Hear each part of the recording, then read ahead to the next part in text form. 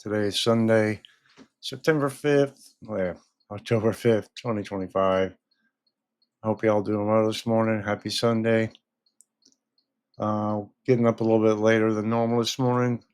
Decided to sleep in a little bit. Why not? It's the weekend, right? So, we're going to start off with the tropical Atlantic here, as we do on most videos, at least for now. We have this, what is now dubbed 95L. Out here, the disturbance in the tropical Atlantic, way out here in Africa, right off of Western Africa, forecast generally move in this direction here, and maybe develop into a depression or storm. But likely, at least at this point, not going to be directly impacting the Caribbean islands. However, really too early to tell, but overall, as we've seen a lot of times this year, we get a storm that come this way. They maybe brush the Caribbean islands, but usually go out to sea because we have persistent troughing along the East Coast here, which is no different than it is today, really. So, and I apologize every day. My allergies are just kicking my butt here for clearing my throat and things like that. Do the best I can here. Let's look at the water vapor real quickly. Mid-level water vapor. Overall, generally favorable conditions right now as far as water vapor goes over this area. Although there's a little bit of north southwesterly flow just to the north of it, but the general circulation is, broad circulation is right there, likely to scoot underneath it, right? So, but as it moves in this general direction, we're going to have to see how the conditions play out, whether it's able to develop or not. Large scale features, when we're looking past 7 days, you can't get a really good resolution on exact movement of systems after that far out. You can get a general idea, but that's just the nature of it, And until we get a distinct area of low pressure develop here, as we saw with Imelda, depends on where it initializes at, and then we can get a better idea of the track. Okay, so don't focus on specifics right now. That's my message anyway. Real quickly looking at the analyzed, I wanted to show you this real quick. Sea surface temps. This is the CIMSS product. It has some great information about upper level winds, satellite derived winds, things like that. Sea surface temps are warm enough, 28C, definitely meeting the threshold for 26C in this area. And when we overlay that with shear, it looks like a high pressure aloft here. You see the winds spreading out this way, which is quite favorable, right, for development. So not a lot of shear, maybe a little bit, but it's all in the green, favorable. Okay, so not bad there. Mid shear. Let's take the sea surface temps off. Let's go back to the base map here. Not a lot of shear, right? You got the go to the deep shear. That's deep shear. Sorry about that. And mid shear. So not a lot of shear around the system right now. I think it's a little further east, and this depicts it right, but or west, excuse me. Convergence at the surface, quite a bit of convergence, but very broad area. Divergence aloft, couple very large area divergence aloft here. And the vorticity. So you have the vorticity, lots of vorticity down just to the south of this invest area. So all these being together, quite favorable for development right now. Okay. As far as satellite derived winds, we don't have any recent um, any data on that. And as far as dry air, not a lot of dry air surrounding it right now either. So, and it's pretty far south. You see how far south it is? Um, that's the only thing really um, that's detrimental to development. Usually, until this gets north, up to 10 degrees north or higher latitude, the Coriolis force is very small, and the chance of it becoming a closed circulation are small. So, um, that's just the nature of it. The Coriolis force is very the effect as you get closer to the equator, it's less and less, and that's helps induce cyclonic turning, and like it's like 7.5 degrees north. So, um, probably won't see anything happen if everything remains equal. That would be one factor that would keep it from getting going. Okay, so let's close that. Let's see if we have a recent update from National Hurricane Center. I'm waiting for the 8 a.m. update. We don't. I'll come back to that. What's the European ensembles? The EC, tropical cyclone development probabilities. Okay, I showed you this past couple days. I didn't sleep too good last night, folks. So I'm a little bit struggling a bit this morning. You see pretty high chances here in the main development region, in the central South Atlantic. Of course, the East Pacific has been quite active this year, which is interesting. But you see some enhancement again as this area moves to the west, northwest. The probability chances, as you can see, as you get up in the 90s, 100%, it gets in the purples, right? You have some area here off the Florida coast still, which may be non-tropical, okay? And it seems like we always get something off the South American coastline here. It never really develops. It shows something and nothing ever happens. You see that system moves off here, and it's also highlighting another area coming off Africa on the 13th. With higher probabilities building here, it looks like the Central American gyre is getting going, right? But lower chances than yesterday, and some small chances out here in the main development region. Okay, further in time, looks like we're going to have Central American gyre getting going here towards the middle of October, which is not unusual. Okay, so I don't remember if I said this or not, but it's been dubbed the 95L invest. So this system out here, so um, hurricane models are going to start running against this cyclone, so we'll be able to see those a little bit later today. This is the close-up visible satellite loop. Really, nothing that impressive going on right here. Just a lot of convection right now, and maybe a broad cyclonic turning here.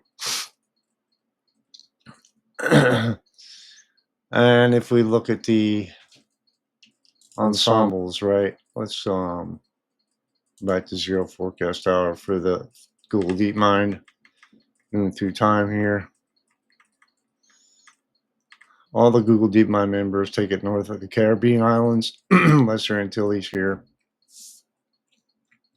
And this is the 10th of October. Take it out to sea. All right. And this is the Google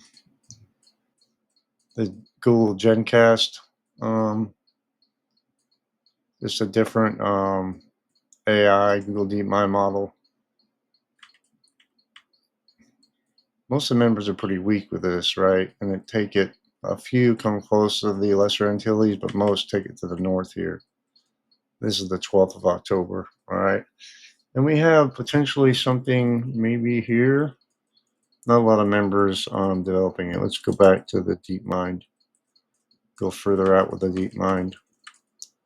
2 members, so not a lot of support there. I'm not going to go any further than that. It's 6-7 days. Let's go a little bit further out. This is 7 days out.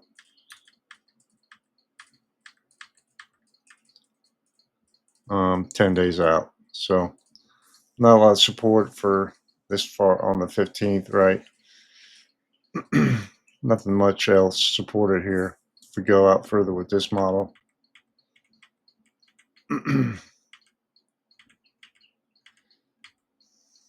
There you go. So what does the European Ensemble say?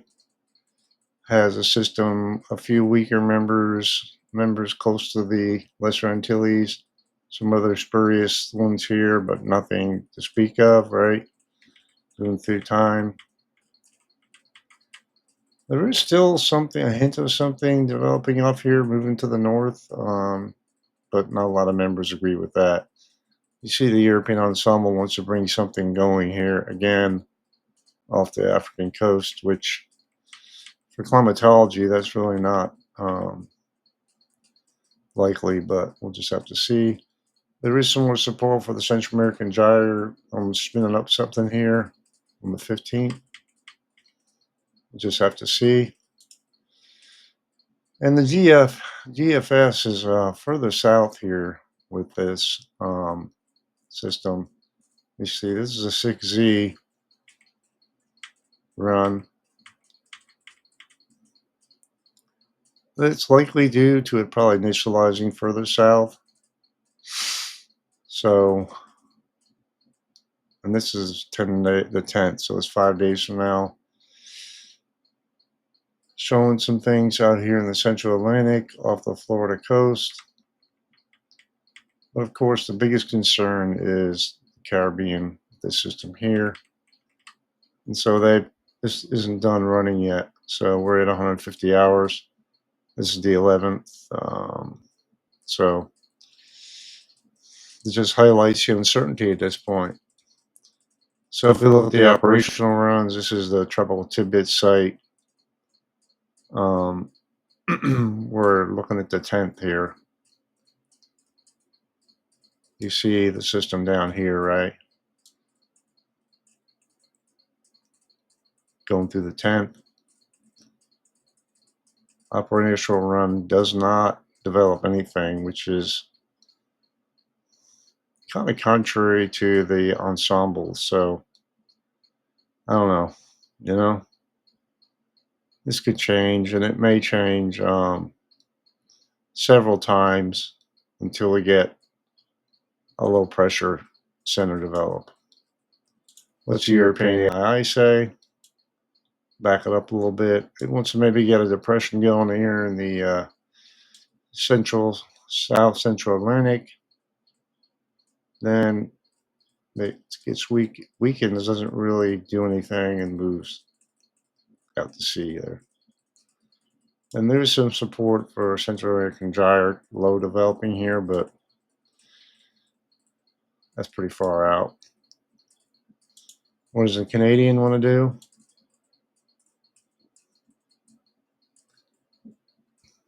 You see that low developing there.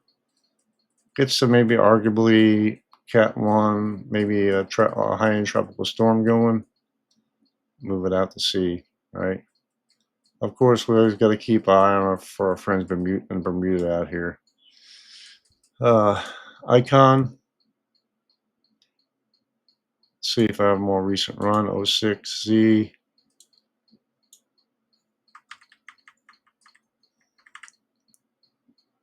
Just in there.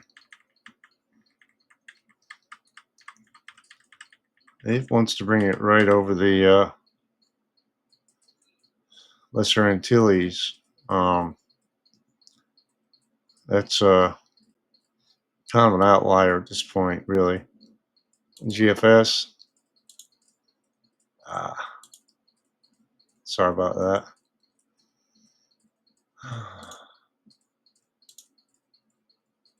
Let's zoom out with this.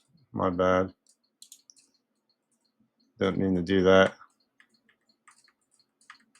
GFS, once it's developed further south, like the icon, and really deepens it into arguably a Cat 2, 3 hurricane out there in the Central Atlantic. So, let's go back. National Hurricane Center. Here we go.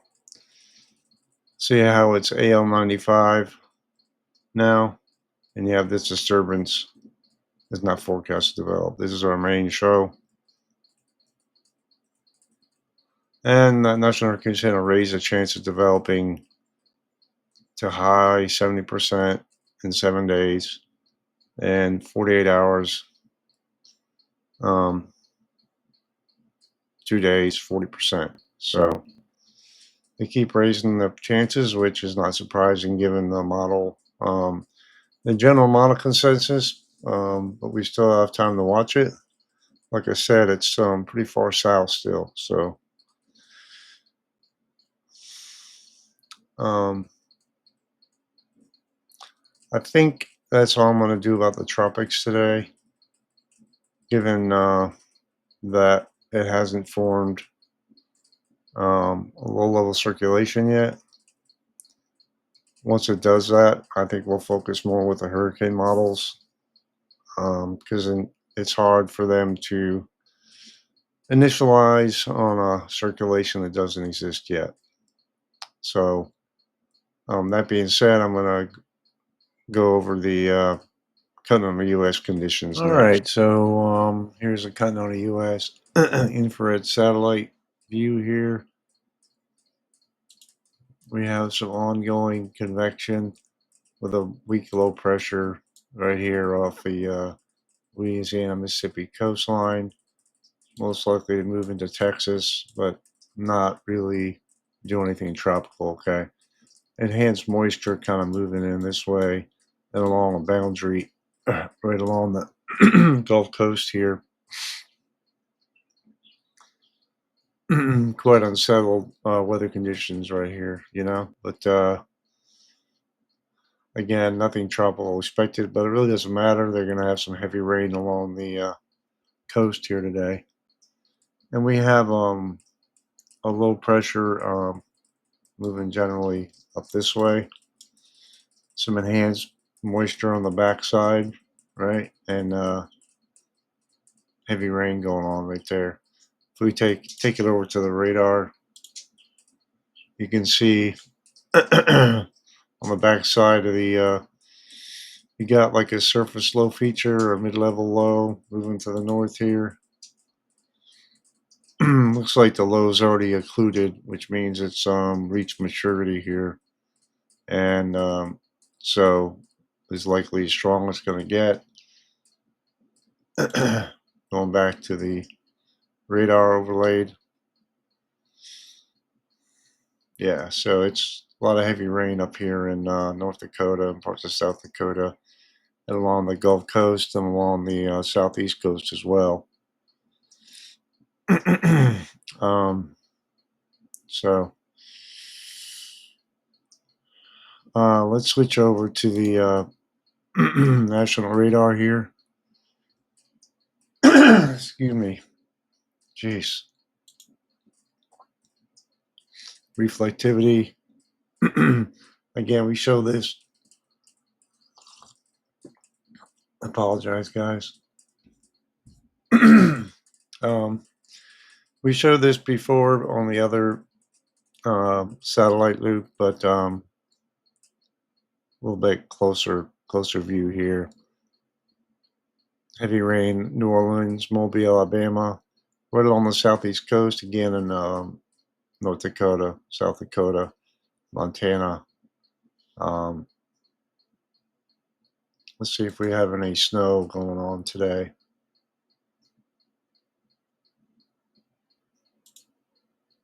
We do actually. Snowfall expected greater than 4 inches up here in Wyoming.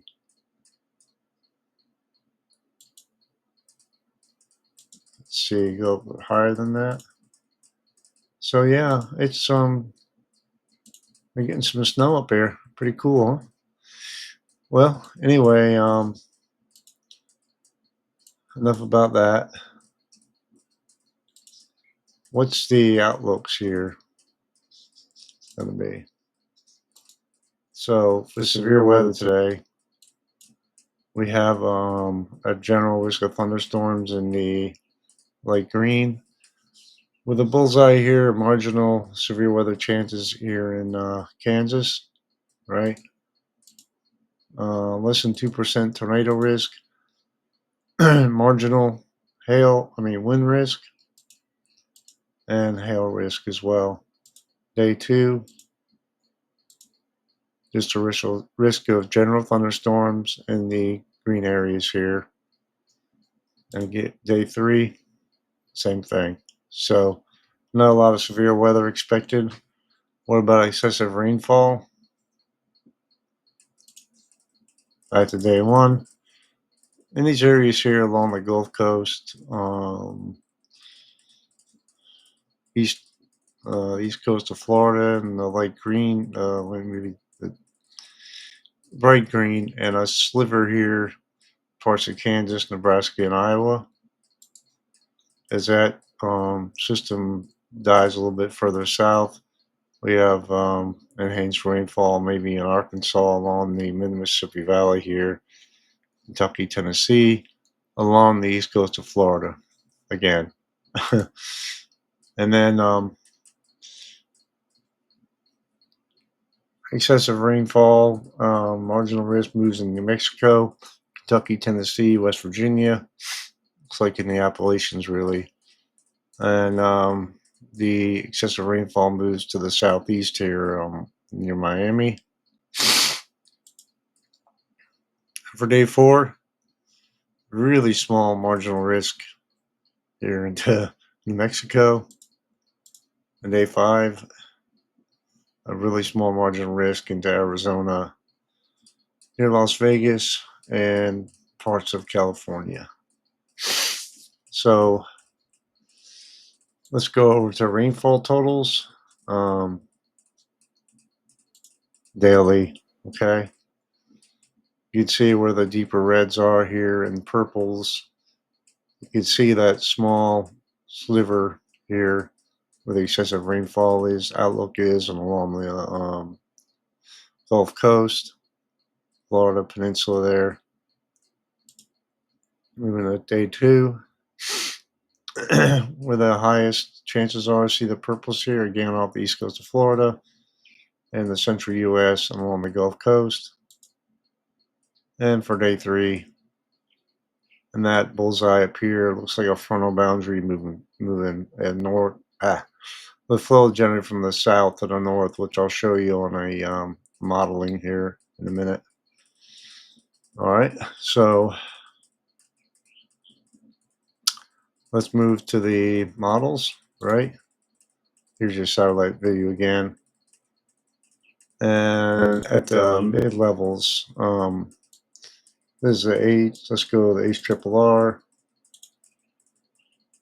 This is 6Z. Let's get up to current 8. Let's see, 9 a.m. Okay. You see that trough over the western U.S.